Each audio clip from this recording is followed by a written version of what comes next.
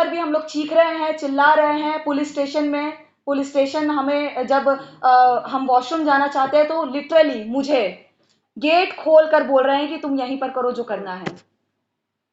हमारी डिग्निटी पर सीधा का सीधा उन्होंने चोट किया था। हमारी डिग्निटी को खत्म करने की उन्होंने कोशिश की थी। जबरदस्ती हमसे बॉन्ड साइन कराने की कोशिश कर रहे हैं। मुझसे लगातार मेरा कास्ट पूछ रहे हैं कि आप अपने नाम के आगे, यानी ज्योति अपने नाम के आगे क्या लगाती है। हम बोले ये SC/ST एक्ट में आता है। आप कैसे पूछ सकते हैं कि ज्योति अपने नाम के आगे क्या लगाती है। हम अपने घर की डिटेल्स किस ऑर्डर पे आपको दें।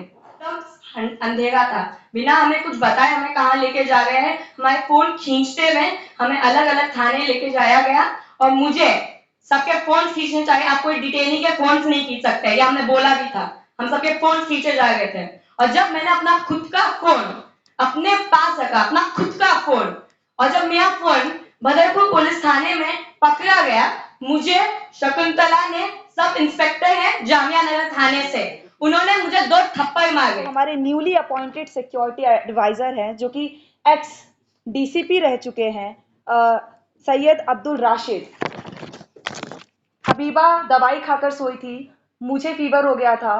बड़े बड़े कमरों में हीटर के अंदर जो लोग सो रहे हैं उनके कानों में जून तक नहीं रेंग रही है। उनको हम सुना देने के लिए ये बताना चाह रहे थे कि हमारी जो डिमांड्स है, यानी हमारी जो जामिया की डेमोक्रेसी है, उसको वापस इंश्योर करे। दिल्ली के मुगलाई जायकों के दीवाने हैं तो फिर गोश्ताना आइए। शानदार इंटीरियर, आरामदेह मजलिस और खूबसूरत समा के साथ, जहां हर डिश में बसी है दिल्ली के खास खानों की रूहानी महक, जायका जो दिल को छू जाए। Address Jamia Nagar, hotel Riverview, ठोकर नंबर 3, अबुल फजल इनक्लेव।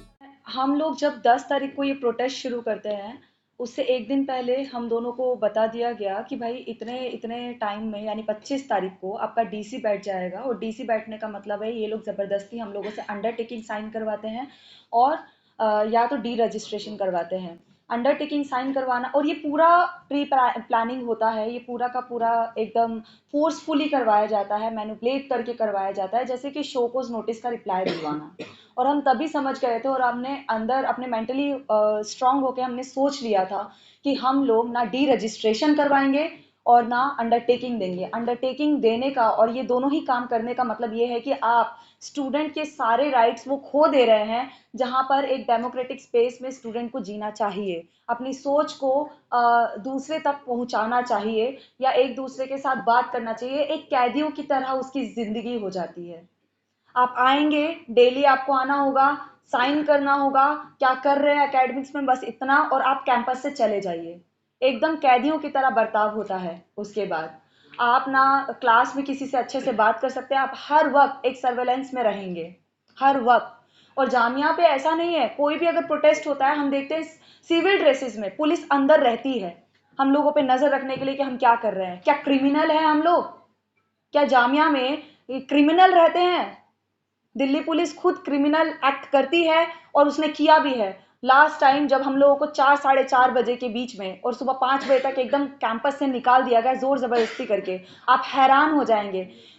हम लोगों ने इसके अंदर भी लिखा था, जो हमारे न्यूली अपॉइंटेड सिक्योरिटी एडवाइजर हैं जो कि एक्स DCP रह चुके हैं, सैयद अब्दुल राशिद। हबीबा दवाई खाकर सोई थी, मुझे फीवर हो गया था। बड़े बड़े कमरों में हीटर के अंदर जो लोग सो रहे हैं उनके कानों में जून तक नहीं रेंग रही है। उनको हम सुना देने के लिए ये बताना चाह रहे थे कि हमारी जो डिमांड्स है, यानी हमारी जो जामिया की डेमोक्रेसी है, उसको वापस इंश्योर करे। सिर्फ इतनी सी डिमांड को लेकर हम लोग बैठे थे ओस की चादर के अंदर, यानी कि इतनी ठंड में हम लोग बस उनका इंतजार कर रहे थे कि वो आए, हमसे बात करें, हमारे कैंपस के डेमोक्रेसी को वापस इंश्योर करें, हमारे साथ जिस तरह से क्रिमिनल सा व्यवहार होता है उसको हटाएं। बस इतनी सी डिमांड थी। और उसी रात में हमको इतनी ठंड में बिना जैकेट्स के, बिना किसी सामान के, नंगे पैर, लड़कियों को बिना किसी अपनी सेफ्टी सिक्योरिटी के बिना बालों से खींचकर यही राशिद जी हमें ले गए हैं।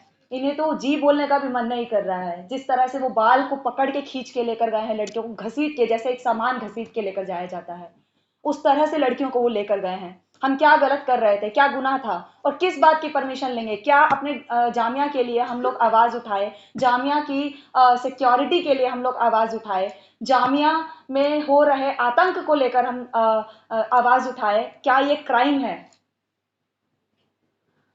इन सारी बातों को मद्देनजर रखते हुए जब हमें पुलिस स्टेशन लेकर गया सब लोग खींचते हुए वैन के अंदर, वहां पर एक अलग तरह का टॉर्चर हम लोगों को मिला है। मेरे पास लैपटॉप था, लैपटॉप को देखने की कोशिश, उसे चेक करने की कोशिश, किस ऑर्डर पर, किसने ऑर्डर दिया है उनको ये करने का, हमको जिस तरह लेकर आया गया है वो किस ऑर्डर पर, किसके कहने पर आया गया है, और क्यों जामिया पर इतना अटैक है? जेएनयू में भी होता है मूवमेंट, तो डीयू में भी प्रोटेस्ट करते हैं लोग, क्यों सिर्फ जामिया के प्रोटेस्ट, एक छोटे से प्रोटेस्ट पे भी इतनी नजर रहती है इनकी? यहाँ के लोग क्या है? यहाँ एक मिनॉरिटी का टैग है, एक मिनॉरिटी यूनिवर्सिटी का टैग है, यहाँ के एक खास पहचान वाले लोग पढ़ते हैं जिसको वो लगातार अटैक करते हैं। मुस्लिम्स को ये लोग पढ़ने नहीं देना चाहते हैं, एनटीए के थ्रू ये पूरा का पूरा इम्पोस्ट करते हैं अपनी एक विचारधारा, एक सेंट्रलाइजेशन की विचारधारा, और डाइवर्सिटी को खत्म करते हैं। जो यहाँ के मदरसा स्टूडेंट है वो एनटीए के थ्रू एलिजिबल नहीं माने जाएंगे, यानी कि एक खास सेक्शन को शिक्षा से वंचित करना। क्यों?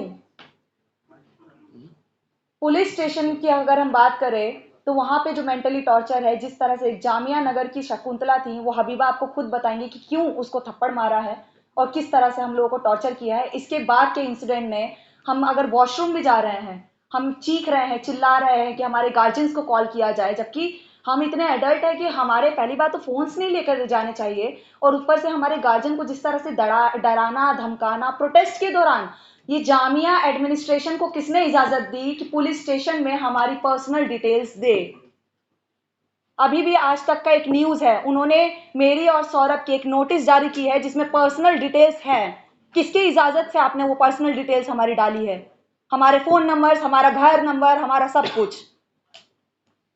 आप लोग को इतना प्राइवेसी का तो ध्यान रखना चाहिए ना। जामिया पे इतना बड़ा अटैक 15 दिसंबर को हो रखा था, यहाँ के हर एक बच्चे को किस तरह से लिंच कर सकते थे, इतना सेंसिटिविटी होनी चाहिए। वहां पर भी हम लोग चीख रहे हैं, चिल्ला रहे हैं पुलिस स्टेशन में। पुलिस स्टेशन हमें जब हम वॉशरूम जाना चाहते हैं तो लिटरली मुझे गेट खोल कर बोल रहे हैं कि तुम यहीं पर करो जो करना है। हमारी डिग्निटी पर सीधा का सीधा उन्होंने चोट किया था, हमारी डिग्निटी को खत्म करने की उन्होंने कोशिश की थी, जबरदस्ती हमसे बॉन्ड साइन कराने की कोशिश कर रहे हैं। मुझसे लगातार मेरा कास्ट पूछ रहे हैं कि आप अपने नाम के आगे, यानी ज्योति अपने नाम के आगे क्या लगाती है? हम बोले ये SC/ST एक्ट में आता है। आप कैसे पूछ सकते हैं कि ज्योति अपने नाम के आगे क्या लगाती है? हम अपने घर की डिटेल्स किस ऑर्डर पे आपको दें? क्या है, हम क्राइम किए हैं? हमारे साथ जेल से भी बदतर स्थिति हो रही थी। हम मतलब जेल में रहने वाले कैदियों को भी इतनी सहूलियत होती है कि वो एक फोन कर सकेंगे, अपने लॉयर से बात कर सकेंगे। हम अभी भी कह रहे हैं हमारे सारे के सारे डिमांड्स हमें माने जाएं। जिस तरह का हमारे ऊपर अटैक हो रहा है, हम चाहते हैं सब हमारे साथ सॉलिडारिटी के लिए आए। और इसके साथ हम ये भी मतलब बता देना चाह रहे हैं कि यहाँ पर जितने साथी हैं उन्होंने कुछ टॉर्चर झेले हैं, क्योंकि ये लड़ाई हमारी नहीं, ये लड़ाई जामिया की लड़ाई है। जामिया एक यूनिवर्सिटी को बचाने की लड़ाई है, और इसके साथ साथ उन तमाम यूनिवर्सिटी को जिनकी आवाज़ों को बंद किया जा रहा है। सौरभ और मुझ पर भी जो अटैक है, या जितने लोगों पर यहाँ सस्पेंशन मिला है, वो दरअसल बोलती आवाज़ों को बंद करने के लिए है। हमारे साथ हबीबा है, हबीबा अपना इंसिडेंट बताएंगी किस तरह से एक मुस्लिम वुमेन होने के नाते उन्हें झेलना पड़ा है पुलिस स्टेशन के अंदर।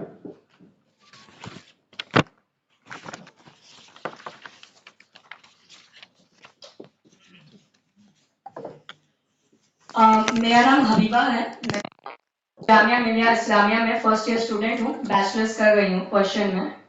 और मुझे सुबह 5:30 बजे हम सबको जब मेल गार्ड्स ने घसीटते हुए, बाल पकड़ते हुए, मैन हैंडल करते हुए, रात के अंधेरे में, बिना कुछ, एकदम अंधेरा था, बिना हमें कुछ बताए हमें कहाँ लेके जा रहे हैं, हमारे फोन खींचते हुए हमें अलग अलग थाने लेके जाया गया। और मुझे सबके फोन खींचने चाहिए, आप कोई डिटेनी के फोन नहीं खींच सकते, ये हमने बोला भी था, हम सबके फोन खींचे जा रहे थे।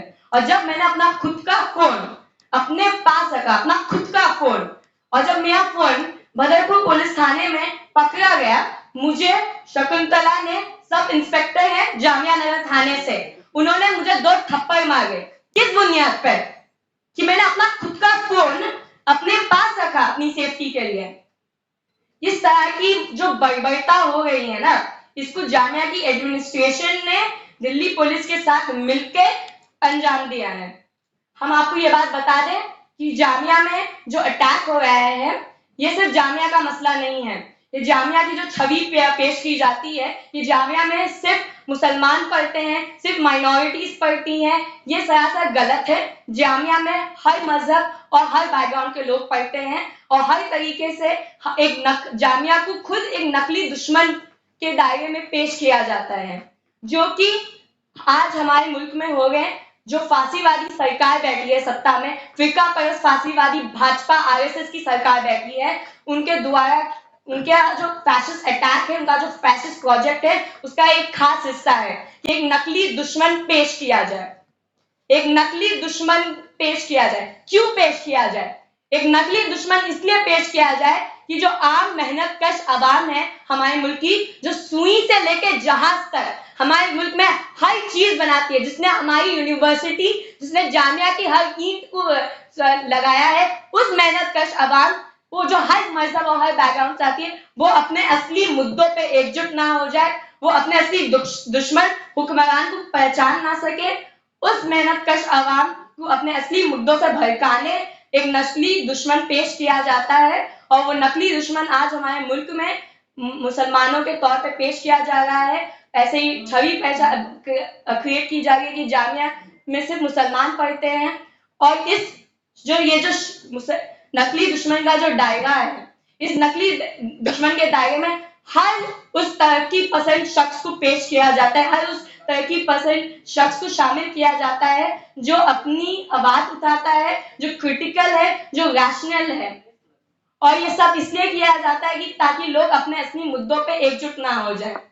हम ये बता देना चाहते हैं कि हमारा सख्त मानना है, मेरा मानना है कि हम लोगों को जो आम स्टूडेंट्स हैं, आम स्टूडेंट्स की जो मुद्दे हैं, असली मुद्दे हैं, उन पे एकजुट किया जाए। जो कैंपस डेमोक्रेसी का मुद्दा है, जो फांसीवादियों के तहत, जो एनईपी के तहत, मतलब जिस तरीके से हमारी एजुकेशन का जो मतलब संघीकरण किया जा रहा है, जो फैसिलाइजेशन किया जा रहा है एजुकेशन को, उनके असली मुद्दों पर स्टूडेंट्स को एकजुट होना चाहिए। एक मूवमेंट बनाने की जरूरत है, और उस स्टूडेंट मूवमेंट को जो इन सोसाइटी में जनरल जो मेहनत कश आवाम की जो इनकलाबी मूवमेंट है, जो कि उनके असली मुद्दों पर उनको संगठित किया जाए। बेरोजगारी, गरीबी, शिक्षा, हेल्थ का मुद्दा जो है, उनके अपने असली मुद्दों पे एकजुट किया जाए। यही इस मूवमेंट को कनेक्ट करके ही जो हमारे मुल्क में जो फांसीवादी सरकार बैठी है, जो फिरका परस्त फांसीवादी सरकार बैठी है, उनको मुंह तोड़ जवाब, डिसाइसिव जवाब इसलिए दिया जा सकता है। और इसके ही दायरे में यही फैसिस्ट प्रोजेक्ट के तहत हम सब 17 लोगों को सस्पेंड किया गया है। जामिया में अटैक भी इसलिए हो गया है। हमें बस मिसाल बनाया जा रहा है। ये कोई बस एक इंडिविजुअल पे जो अटैक है, ये स्पेसिफिक वैसा नहीं है। ये एक पॉलिटिकल अटैक है स्टूडेंट के राइट्स पे, स्टूडेंट की डेमोक्रेटिक राइट्स पे, और इन जनरल जो सिविल सोसाइटी में जो अटैक हो रहा है। तो हम आप सबको यही बोलेंगे कि हमारे साथ जुड़िए, हमारे असली मुद्दों पे लोग जुड़िए, और आपके सामने जो भी नकली नैरेटिव्स पेश किए जा रहे हैं हमारे खिलाफ, उन पे जरा सोचिए, हमारी बात सुनिए कि हम असली में क्या कह रहे हैं। आपको इसलिए हमने ये प्रेस कॉन्फ्रेंस बताई ताकि हम सारे ये जो नकली नैरेटिव्स जो पेश किए जा रहे हैं, इसको हम हर तरीके से डिबंक किया जाए। तो मैं बस इतनी बात कहना चाहूँगी।